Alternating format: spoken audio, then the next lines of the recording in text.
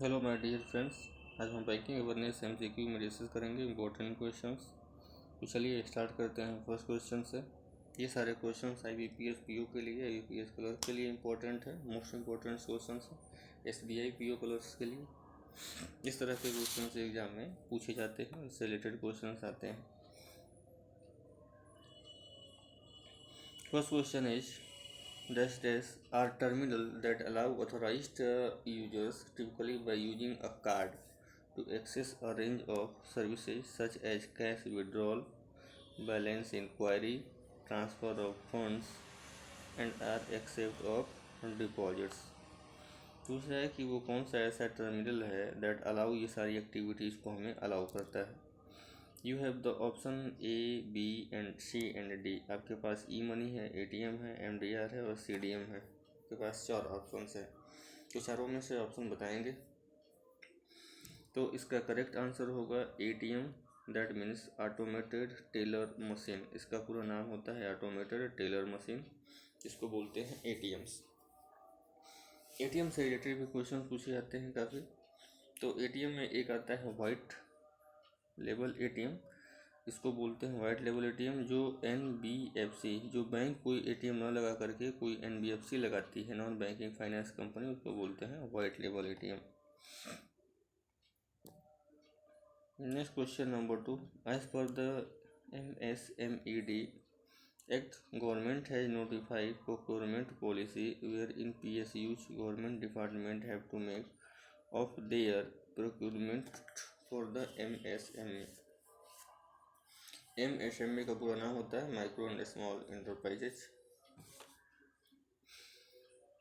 तो what is the procurement department to take their procurement MSME. Government को या department को कितना देना पड़ता है? तो ऑप्शन आपके पास है 20%, 15%, 25% and 50%। Option number C is the correct, that means 25%। As per the MSE Act, government has notified procurement policy where PSUs and government department have to make 25% of their procurement for the MSME। MSME के 25% देना पड़ता है government के लिए। To further strengthen the procurement mechanism, the government has also launched the GEM portal. The committee recommended that government should make it mandatory for public PSUs, public sector undertakings and government department to procurement for the MSME up to mandate target of 25% for the GEM portal only। Question number 3 is there, approximately body responsible for the development of MSME sector। वो कौन सी apex body मतलब सबसे बड़ी body है, सबसे important body है जो responsible for the development of MSME. MSME का हमेशा पूछा जाता है, तो इसका क्या फुल फॉर्म है मैंने बताया भी था, micro small and medium enterprises, MSME. आपके पास first option, second option, third option, fourth option है। चारों ऑप्शन दिए हुए हैं, चारों में से ही आपको बताना है। तो देखते हैं ऑप्शन नंबर कौन सा करेक्ट होगा। तो option number C is correct, that means SIDBI। SIDBI is the apex body responsible for the development of micro, small and medium enterprises।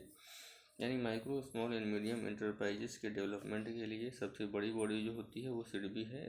SIDBI का पूरा नाम होता है small industrial development bank of India, और इसका हेड ऑफिस है लखनऊ में।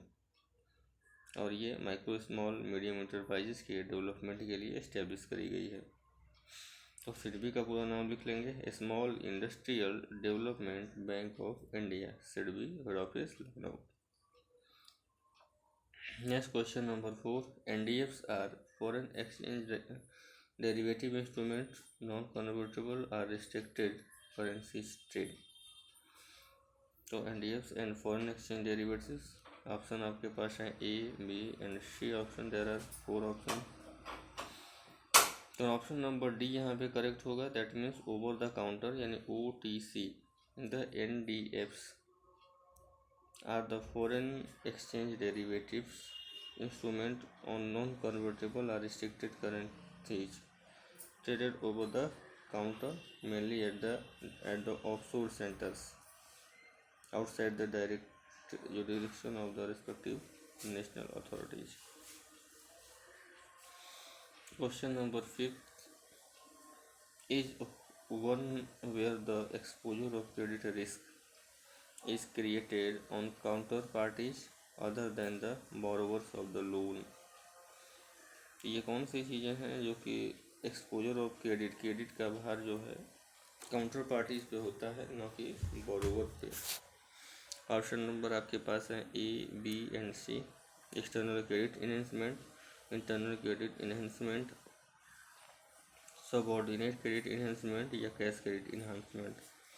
You have the 4 option. Option number A is correct, यहाँ पे होगा internal credit enhancement. Credit enhancement can be either internal or external, depending on the strategy involved. The activities done internally in an organization that enhance the credit is seen is refers to the international enhance, where any external support taken improve the enhancement credit. Next, question number 6. Dash is one where the enhancement arise from the structure of the securitization transaction. You have the 4 options. Option number A, external credit enhancement. Option number 2, internal credit enhancement. And option number 3, subordinate credit enhancement. Option number 4, cash credit enhancement. तो 4 options होंगे। First है credit enhancement can be either internal external depending on the strategy involve.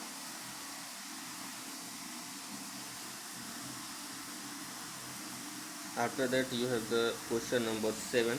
At present all scheduled commercial banks are requested to meet a major target of their adjusted net bank credit (ANBC) or credit equivalent of off-balance sheet exposure, which is the higher of the priority sector lending.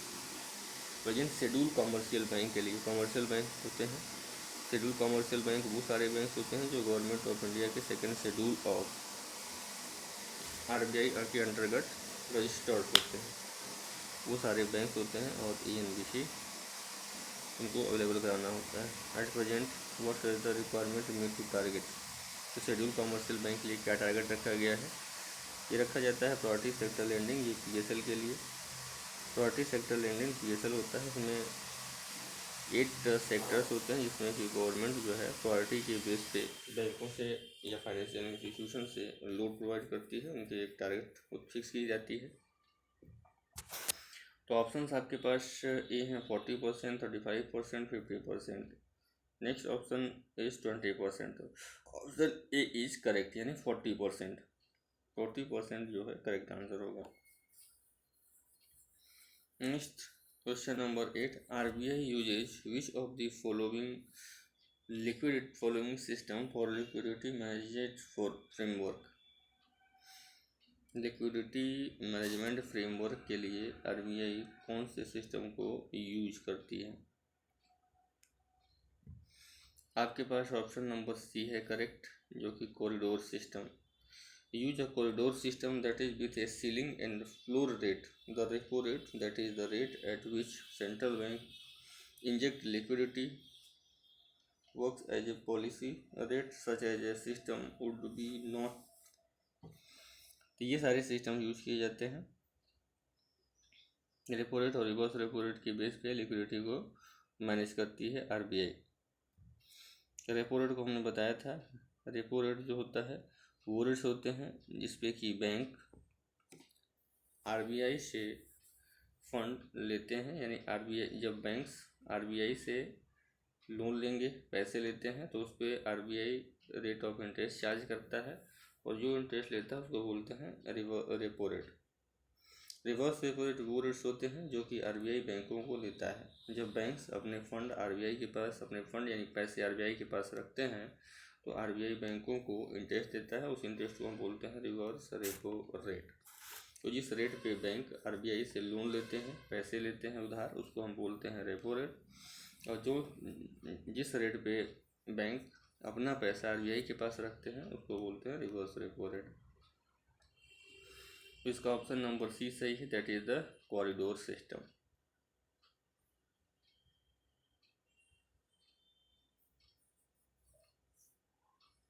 Next question number 9. Number of layers of a core investment companies in the group should not exceed number of layers of the core investment companies. Option number A, B, C and D. 4 option है, 3, 5, 4 and 2. Option number D, that means 2. Next question, which of the following is not a fully owned subsidiary of RBI. RBI की कौन subsidiary नहीं है. आपके पास 4 option है, 1, 2, GICGC, IBPCI, rebate and IFTS.